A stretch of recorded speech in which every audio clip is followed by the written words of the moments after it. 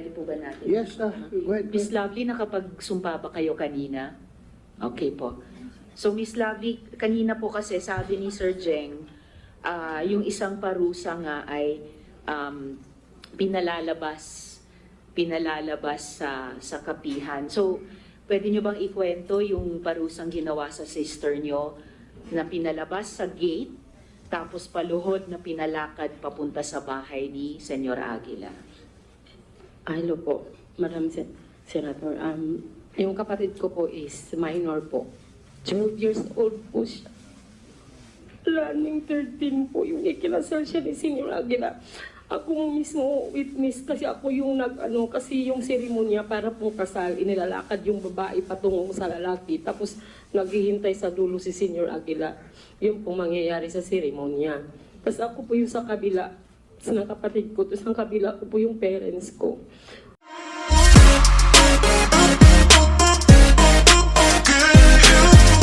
Yung mother ko.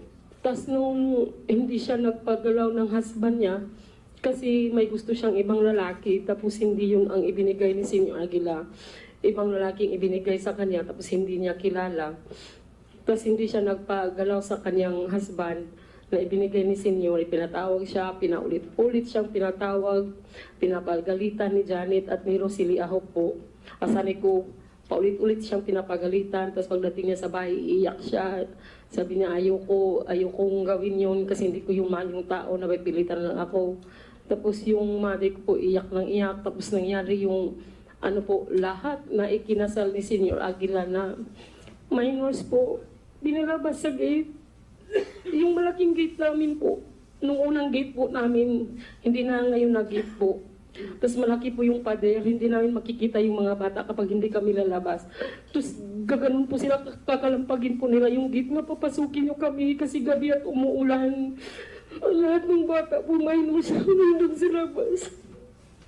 Saksi po ako kasi yung mother ko hindi yan yung kayanan pumunta sa labas kasi high blood po siya. Tapos sabi ng mother ko, puntahan mo yung kapatid mo kasi nakakaawa. Tapos pumunta po yung sasakyan ni Senyor, sabi niya, patatawarin ko kayo kapag mula sa gate, luluhod kayo papunta sa bahay ko. Tapos magpapromise kayo na magpapagalaw na kayo sa asawa niyo. Kaya po yung nangyari, inopen po yung gate, lahat ng minors, napakarami po nila ma'am. Pinagluluhod po sila, luhod, ang dami po nila ma'am.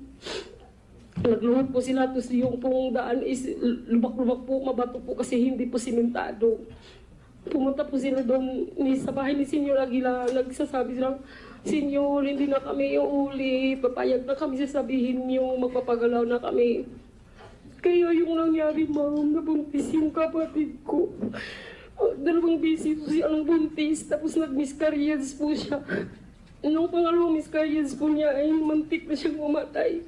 Na-admit po siya sa aming ospital po. May ospital po kami doon na ang nangangasiwa ay si Senyor Aguila po. How old yung mo? How old yung kapatid mo? Check po, sir. Sana siya ngayon? Nandun po sa kapihan.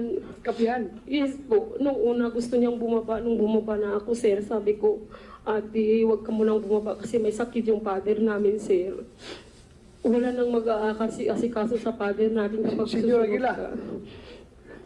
bakit gustong-gusto mong mag-sex yung mag-asawa? Bata, 12 years old, pipilitin mo makipag-sex sa lalaki na hindi niya kagustuhan. Kinasal mo na, pagkatapos sisiguruhin mo pa na sila mag-sex. Kung hindi mag-sex, pinapanis mo yung bata. Hindi po yan totoo, sir. Ha? Hindi po yan totoo, Your Honor. Puro ka lang hindi totoo. Ano bang totoo sa'yo? Hindi ko po magagawa. Ha? Sigurado ka? Opo. Kasi I don't find it, wala akong nakitang rational behind. Bakit gusto mong mag-sex sila? Ha? Kinasal mo na nga silang sa pilitan, pagkatapos, pinapaluap mo pa na mag-sex. That's too much intrusion Hindi po yan into totoo, sir. their personal Hindi po yan lives. totoo, sir. Kahit tanungin natin yung kanyang kapatid. Nasaan yung kapatid niya? Nasa kapihan po. Sa kapihan. Opo. Pwede mo papuntahin dito bukas. wala akong budget po para... O ako magpamasahe. Opo. Papuntahin dito bukas. Opo. Kaya mo? Opo. Kumsik. Kunin yung pangalan nung... Yung kahit yung kanyang ina. Mr. Chair, please, Mr. Kilario, tigilin niyo ang pagturo ng daliri niyo sa Sorry mga po. witnesses natin. Sorry po. Wala. Opo. Sige. Dili man siya kataha, sir, o may nanay. Ha? Ay apel sir, og isang nanay, sir, kasama para makuhan, maimbestigahan. Excuse me, sir. Kaya gusto niyang isama yung mother ko kasi yung kapatid ko pinapagalitan ng mother ko. Sabi ng kapatid ko, ate, kapag hindi ako magsisinungaling, ako kukulitin ako ni mama. Ayun ba sinasabi niya? Ayoko magdalagda talaga sa media, pinipilit ako magsinungaling laban sa'yo. Hindi mo siya nakababa kasi yung father ko may sakit, sir. Namatay po nung May 29, inilibing nila, hindi namin pinakita sa amin. Yung kapatid kong lalaki, sabi ko pa, bakit hindi niyo kami nirespeto bilang kapatid? Sabi niya, ayaw ko kasi ni Senyor Aguila na ipalabas yung bangkay ng ama natin ate. Ayaw kayong papakita kasi nag-witness kayo laban sa amin. Kaya ayaw ni Senyor Aguila ipakita yung patay lawas, yung patay ng ama ko, nung dead body po ng ama ko. Inilibing nila, hindi namin alam kung saan, sir. Yung bumasagit sa amin, sir, bakit kayo ganun? Saan yun nilibing yung tatay niya?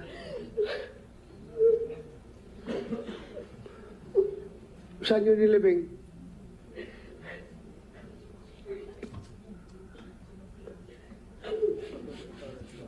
Saan? Sa cemetery. Cemetery kayo doon? Opo. Anong kinamatay noon?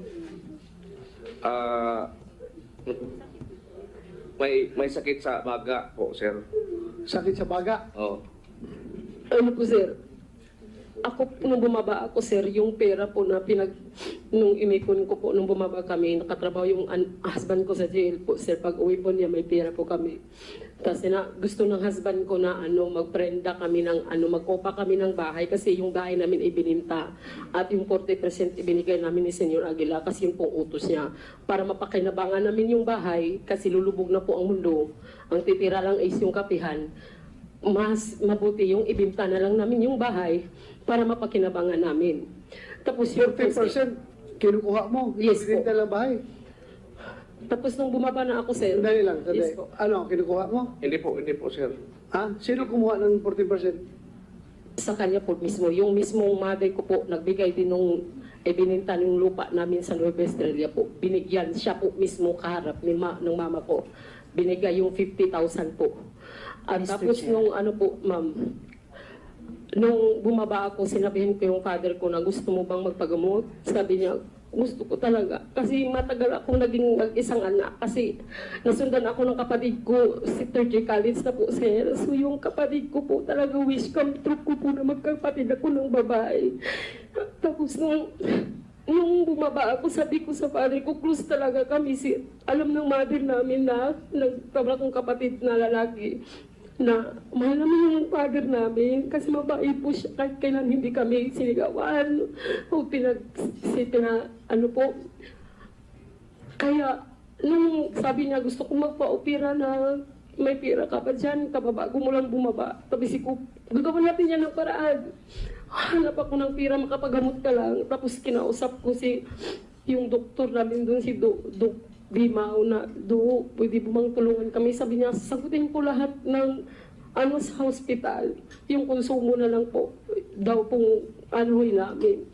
Tapos kinausap ko yung kapatid ko na, katandang kapatid na, Kuya, magpaalam ka kasi Senyor Aguila na ibaba mo si tatay. Tapos i-admit natin sa Caraga Regional Hospital. Sabi niya, ayaw ni Senyor Aguilang pumayag kasi magtatagal sa hospital daw, baka magwa 1 week o 2 weeks. Siya na lang daw ang gagamot ng ama ko. Kaya yun pong kanasasakit sa akin kasi hindi nila pinaalam sa amin na naghirap na pala yung ama ko, sir. Namatay na pala. Yun po. Mr. Chair. Yeah, but before Senator Risa, I would like to acknowledge the presence of Senator Tolentino. Thank you, Your Honor, for joining us. Go ahead, Senator Risa. Salamat kaayo, Mr. Chair. Mr. Kilario, saan po nilibing yung ama ni na Lovely?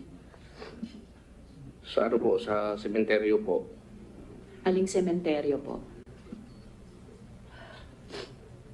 Sa kapihan po, sir. Ma'am Reza. Sa kapihan? Saan po yung death certificate nila? Nasa iyang, iyang mama. Mama ni Lovely. Nandun sa kapihan. Dalhin nyo po bukas. Or Opo, dalhin nyo yung Opo, ready po kami. death certificate na yun. Opo.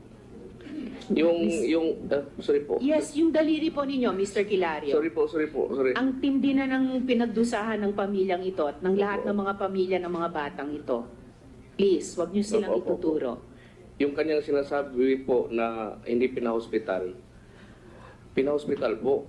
Kahit pa tanungin nyo yung kanyang nanay po. Huwag kang magsinungaling kasi ako yung nagpa-hospital ng father ko. Nasa akin po. Lovely.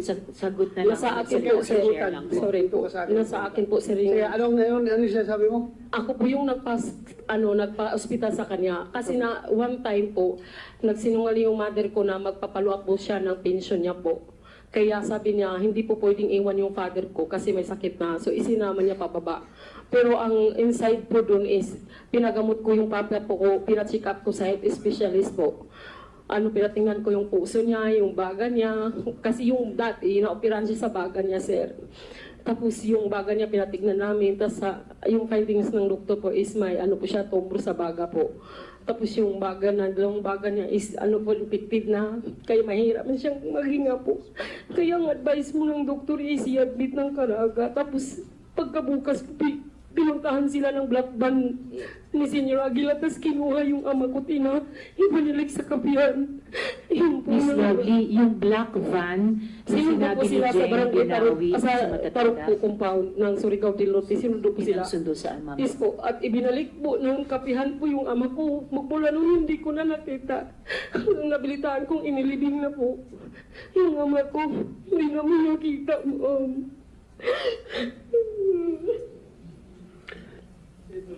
Yes, Mr. Chair. Pabalikin mo natin yung composure ni Lovely, no? Paki-plus nga sa kwan, yung picture, Jo.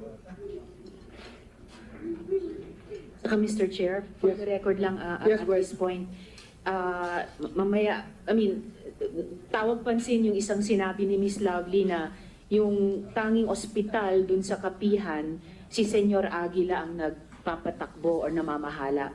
So yung tanong na lumalabas sa isip, bakit doktor ba sila?